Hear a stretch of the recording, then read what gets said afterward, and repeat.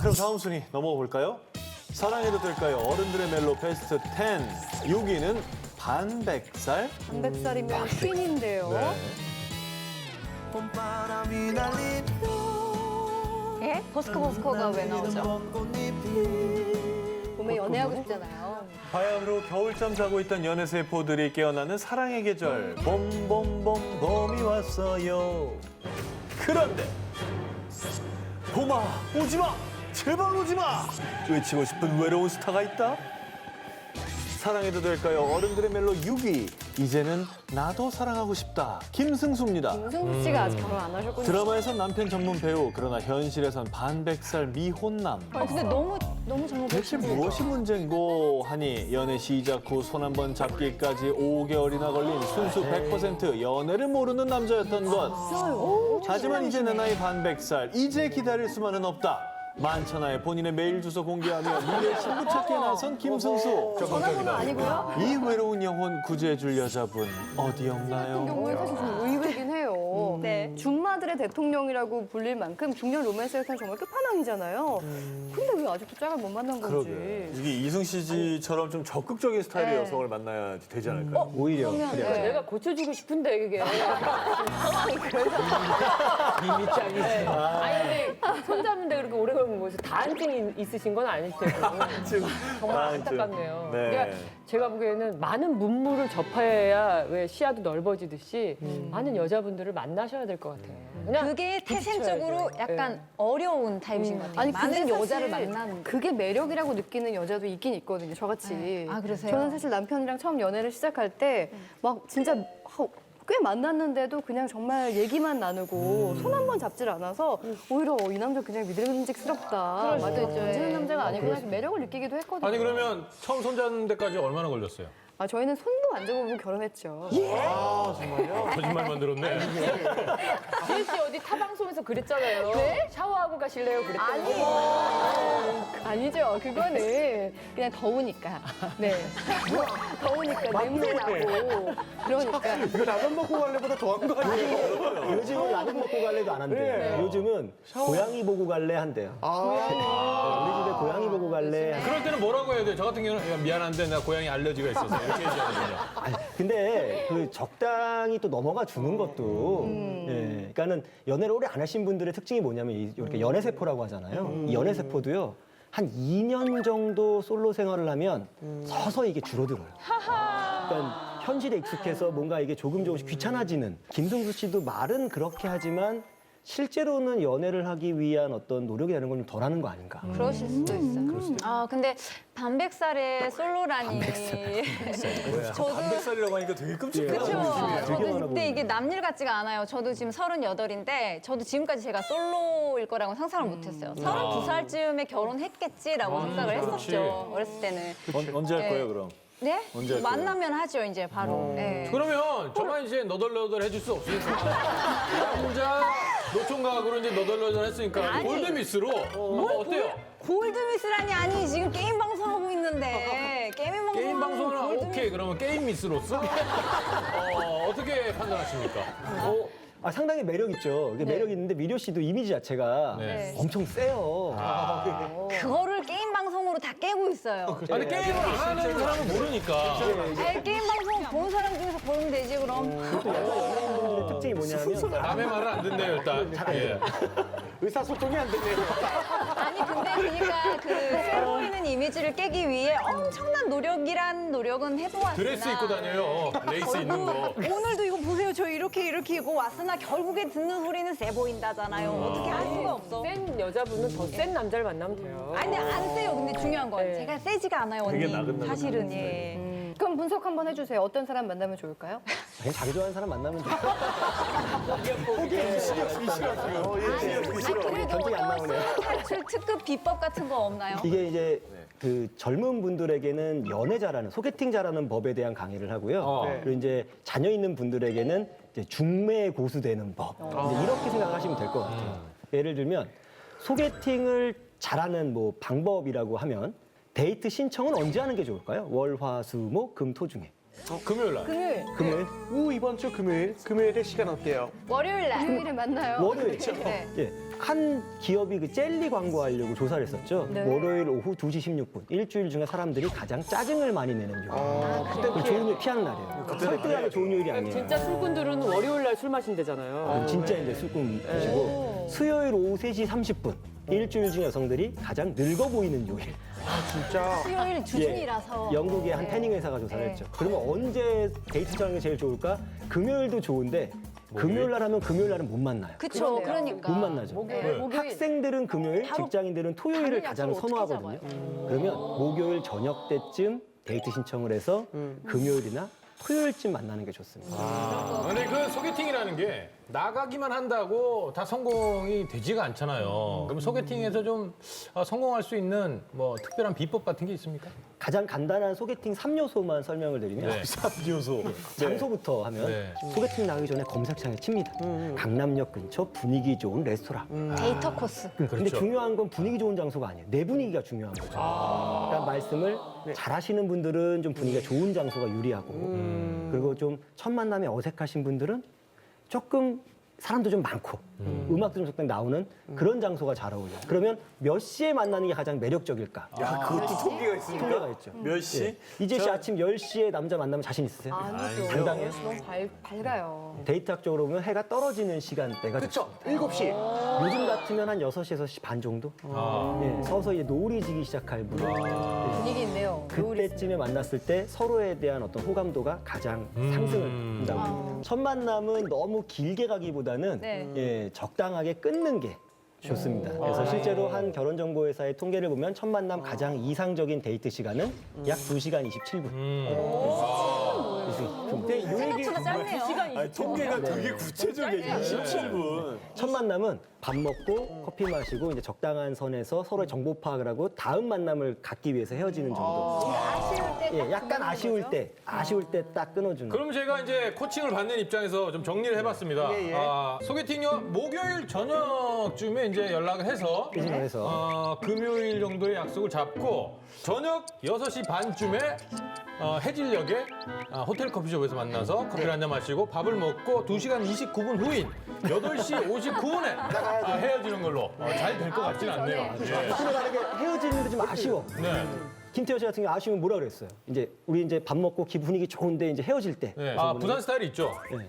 이렇게 헤어지기 아쉬운데, 아쉬운데? 제가 잘 아는 데 있는데 가서 회나 한 살 하시죠. 그리고 고급스럽네. 보통 소주나 한 잔 하시죠. 그쵸. 맥주나 한 잔 하시죠 그러잖아요. 예. 또 이럴 때 이제 남자분들에게 코칭해 드릴 때 멘트 하나 알려드리거든요. 보통 보면은 이제 바람도 싸늘하게 부는데 우리 삭게 따뜻하게 되어서 오뎅 국물에 딱 한 잔 먹고 가요. 더 이상 안 권할게요. 딱 한 잔만. 근데 선생님 딱 한 잔 하면서 약간 윙크 하셨거든요. 예. 오뎅 국물에 딱 한 잔 먹고 가요. 딱 한 잔 먹고 가요. 이렇게 하셔야 될 거예요. 이렇게 하셔야 될 것 같은데. 제가 먹고 싶어요. 남자분들에게 하는 남자분들이 자꾸 가면 소주나 한 잔 하시죠. 우리 맥주나 한 잔 하시죠. 이렇게 맞아. 이렇게 수 있어요. 표현을 하세요. 대포는 한 잔 때리시죠. 이렇게. 네. 막걸리 한 잔 때리시죠. 뭐뭐나 하시조는 약간 좀 그러니까. 건성의 그쵸. 뭔가 어떤 느낌이. 명분이 예, 있으면 좀 더 상대와 자연스럽게 뭐 술을 한 잔 하더라도 어때요? 도움이 좀 됩니까? 올해도 힘들 것 같아요. 최선을 다해보겠습니다. 일단 그 적당한 한살 하시죠. 그 말만 안 해도 예, 도움이 돼요. 알겠습니다. 사랑해도 될까요? 어른들의 멜로 베스트 10 중에 5위입니다. 탈출 성공. 아유, 무슨 함정에 빠진 것도 아니고 탈출이라고 표현을 했네요. 나 드디어 시집 간다. 모두의 축복 속에 늦깎이 결혼에 꼴이 난 언니들이 있었으니 사랑해도 될까요? 어른들의 멜로 5위는 골드미스에서 이제는 골드미씨가 된 양정아입니다. 너무 좋아요. 한때 국민 노처녀로 통했던 양정아 시집 못 가면 어쩌나 오지랖 넓은 걱정들을 뒤로 하고 골드미스 탈출. 저보다 훨씬 아는 것도 많고 존경할 수 있고 신뢰할 수 있는 그런 부분이 굉장히 마음에 들었어요. 마초 같은 남자다운 스타일에 반한 것 같아요. 부록을 넘긴 나이가 무색할 정도로 눈부신 자태를 뿜뿜 풍절녀 대열에 합류하며 중년 싱글 남녀들의 희망이 됐는데 아 진짜 너무 예뻐. 포기하기는 이르다를 몸소 보여준 또 한 사람 4위입니다. 내 나이가 어때서 60세에 결혼한 한비야. 결혼하셨어요? 30대에는 세계 오지 곳곳을 여행하고 40대에는 전 세계 긴급보호 현장을 누비며 50대에는 늦깎이 공부를 시작한 열정적인 그녀. 16년 전 구호 활동을 하러 간 아프가니스탄에서 상사와 부하 직원으로 처음 만나 이제는 평생의 동반자가 된 두 사람. 뒤늦게 인연을 찾은 만큼 더 행복하시길 바랄게요. 네, 정말 축하합니다. 너무 예쁘다. 아, 결혼하셨네요. 네, 짝을 만나셨나 봐요. 축하드립니다. 네. 예전엔 사실 30만 좀 넘어도 노처녀라는 딱지를 좀 붙였었거든요. 네. 근데 요즘은 여자들도 네. 딱히 결혼 정년기라는 게 없는 것 같다는 느낌이에요. 네, 뭐 그 양정아 씨만 들어도 그 국민 노처녀로 불리셨었잖아요. 그리고 2013년에 결혼할 당시에 42살이셨다고 합니다. 근데 저도 생각을 해보면 42살이라는 나이가 그렇게 늦은 나이 같지가 않아요, 결혼에 대해서는. 내일 모레예요. 그러니까 보세요. 선생님 지금 절 보세요. 너무 젊게 잘 살고 있잖아요. 내일 모레도 결국 늦은 나이가 아닌 것 같아요. 맞아요. 네. 혀짧은 소리 하면 나이 들고 하면 그냥 아파 보여요. 저는 이게 결혼을 늦게 한다기보다는 좀 경험을 많이 하고 좀 성숙해진 뒤에 좀 결혼해야 제 생각인데 실패 확률을 조금 줄일 수 있지 않나. 저도 만약에 어렸을 때 결혼했으면 뭐 갔다 왔을 수도 있겠다라는 생각이 혼자 돌이켜봤을 때는 그랬을 수도 있겠다. 왜냐면 40이라는 나이가 이제 불혹이잖아요. 근데 제가 40이 돼 보니까 이거는 유혹이거든요. 엄청 흔들려요. 그러니까 어린 나이에 했었으면 야 이거 흔들림을 내가 참을 수 있었을까. 네. 불가지옥하죠, 불혹이면. 그렇죠. 네. 하여튼 김태현 씨 아까 이렇게 말씀하시는 거 계속 들었는데 네네. 한 60에서 70 사이를 결혼 정년기로 삼으면 어떨까? 왜냐면 제 생각이 있어요. 왜냐면 실버타운에 들어가시는 거예요. 실버타운이요? 받아줘요, 실버타운에서. 또 거기 가면 굉장히 모든 게 다 정리정돈이 잘 돼 있고 그리고 뭔가 이벤트도 굉장히 많고 이렇게 노인분들을 위한 어떤 그런 게 많거든요. 네. 이벤트 때 인기쟁이 되실 것 거기서 같아요. 네. 행사도 하고. 단연 1등 하실 것 같고. 네, 맞아요. 너무 그런 표정으로 매기시는 거 아니에요?